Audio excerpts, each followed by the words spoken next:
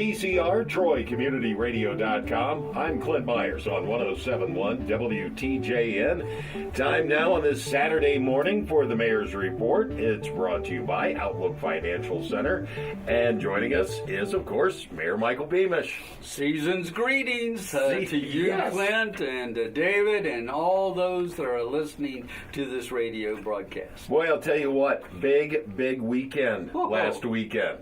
And I don't think I can remember the last Grand Illumination that the weather was as nice as it was. It was a perfect Friday night for people gathered. I'm thinking it was 3,000 to 5,000 people. I mean, it was a huge crowd that came out. They were coming downtown before we told anybody to come downtown. They had already started to gather and get their spots. That was kind of overwhelming to stand up on stage and see it.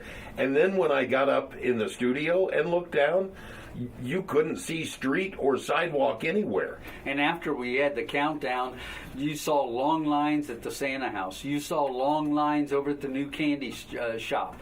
And then you saw long lines for the carriage rides. Over at the Rec. They had their gift gallery going on. It was a wonderful way to start the season off on a high note. And I got to stop right there and say, Clint, thank you for you and Lori to act as the MCs, to keep things moving, and being on stage and encourage it. We had so many good things happening that evening. If you were a part of that, it's a memory.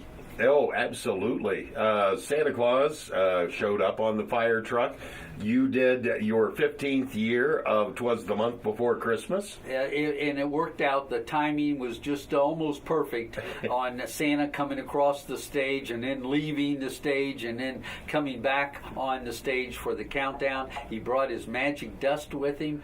And boy, when we went down from 10 down to 0, boy, the lights lit up. And boy, isn't this a beautiful downtown, and extended beyond to the levee and beyond.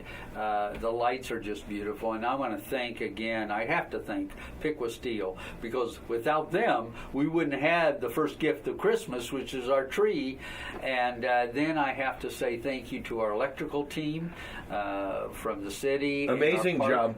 Hey, now I will also point out the electricians aren't done. They're down here every morning and they check those lights to make sure that everything is working properly. They take that job very seriously. Yes. It's one of the highlights of the year for them, and they do a remarkable job. And the park department, they monitor this and they help place that tree. But all in all, it takes a lot of folks doing good things to make great communities, and you are a part of that. Clint, Lori, David, you know, the whole team of Troy Community Radio supporting us. But it was a wonderful night. The banners that are hung I love the for pictures. the children with care, because we had a elementary winner and we had the secondary winner on stage. And I liked that the pictures were then on display that the other kids did over at the Mayflower Arts Center. So you could see all of the art that was done. Absolutely, and that was a tough decision when you had so many choices to choose from, and you could only pick an elementary winner and a secondary winner, and then you had all those entries. But thank you all for participating in that. The season right now is just a wonderful season, the Christmas season, and we want people to come downtown, walk around downtown, shop downtown. But it was a wonderful evening on that Friday evening. Now, you brought up the first gift of Christmas. Yes. Let's talk about that beautiful tree that we've got downtown, and it came from such a wonderful family. There's a lot of history with that, from a seedling to the first gift of Christmas that graces our downtown. Mr. Fred Young, unfortunately, he was under the weather, could not be here for that lighting of his tree, but we did have his family family there. And Chris King Sr. spoke on behalf of his father and the family. And Chris King Jr. was on stage as well. And it was his idea of taking an Arbor Day seedling from 1990, I believe, and planted it in his grandpa's yard. And here is the first gift of Christmas that we can all drive around the circle and take a look at. Beautiful shape. Oh, absolute beautiful shape to it.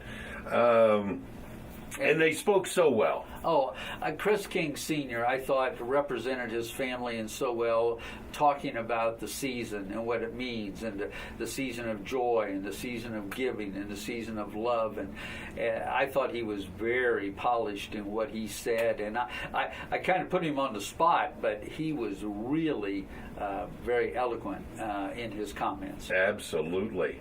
And we can't, of course, talk about the Grand Illumination without talking about being named Ohio Magazine's best community. Oh, thanks for bringing that up. Isn't that quite an honor for a community of our size? And that was the second time. Yeah, it's times two. In 1990, we were named a best hometown in Ohio. When the seedling tree was planted. Yeah, that must have been a premonition or something. But then the people from Ohio Magazine were present. They come down from Cleveland to share with us, gave us plaques to showcase our community. Mentioned that there were very, very, very few communities that have ever achieved a second round of Ohio's Magazine's best hometown. So many times, tis the season to be jolly. And it also tis the season to be cheerful and joyous, and to know that we live in a community that cares about each other. You know, I keep saying, I've said it for a long time, what makes Troy so special is our partnerships. And our partnerships don't stop with one person. It extends out to so many people and volunteers to make this community great. And I guess Ohio Magazine sees that. And I don't think you could come to our community and not see that. Well, all they have to do is walk around downtown and see the beautification committee, what they do all year round. This season of joy and giving is all about. And, you know, I'm so pleased to just have a small role to play and being a part of a best hometown, and very proud of everybody's contribution. And we should all just take a step back and count our blessings. Oh, for sure. Just to drive around the downtown, the thing that stands out the most to me is the occupancy of our buildings downtown. We don't have empty storefronts. No. And if there is an empty storefront, it does not last long. That's true. And with the emphasis now on condos and housing downtown, yes, and with some of the new businesses coming to downtown, it's going to be a pretty vital. The vitality is going to be great for years to come. Well, you see what Steve Smith is doing above the Caroline, and you get that taste. And Wade Westfall. I mean, we can keep going on with all yes, the entrepreneurs who have given back into our community as a showcase. And so I want to thank Troy Community Radio, always looking at those positive things that we do. If everybody during this season would just look at the good things that we have to offer, I think that would help pick up spirits. And you know, tis the season. Tis the season. Absolutely. Tis the season for something else, too. We've seen some ladies. It looks like they're having lunch out on the lawn of the Hayner. Oh, boy. That's part of the Sculptures on the Square committee's. This is like we got a bonus. They called us from the Seward Johnson's Foundation, said, hey, we have this special exhibit that we'll bring to you ahead of time to kind of whet the appetite, because in June we're going to have more sculptures from Seward Johnson coming to Troy, gracing our downtown area. but that is just kind of the what the out and a perfect fit for Hayner Cultural Oh, Center. absolutely. So I encourage everybody, first of all, to go and see the Christmas decorations at the Hayner Cultural Center, but to take a look at that sculpture and think of what it's going to be like in June when we see Seward Johnson's visiting Troy again. You know, come spring weather, which I know it's a long way off, but spring and summer, I could see, just like with Abraham Lincoln when people would go get their pictures taken, with the life-size sculptures, I could see people setting up a little picnic lunch out on the lawn of the Hayner and sitting with the statues, and you wouldn't know who was real and who wasn't. Well, you know, this has been sponsored by Kettering Health Network. I will tell you, they're becoming a major sponsor in our community already. And they call it Beyond the Frame. And there's another one coming that will be gracing the campus of Kettering Health Troy Hospital later on. So we've got two of those large Beyond the Frames, and then we have a number of other sculptures that will dot the downtown area, and certainly it'll give a lot of people a chance to walk around, look at, and maybe it'll even create a memory. All right. You brought up Kettering Health Network. I was coming in 25A the other day and realized they've got their name up on the side of the building. I get so excited when I drive past it. It looks like the parking lot's in, and they're working so hard on the inside of the building. I see some of the windows steamed up, so I know there's heat in there, getting closed in. It isn't going to be long.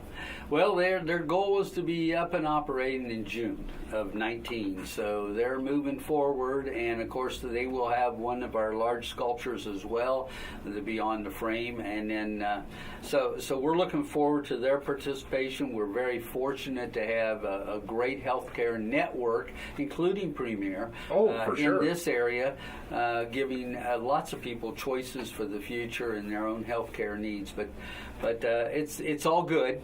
And it helps in our vitality of our downtown area and our community and our county. It's nice to see the lot used. Yes. And filled. Yes.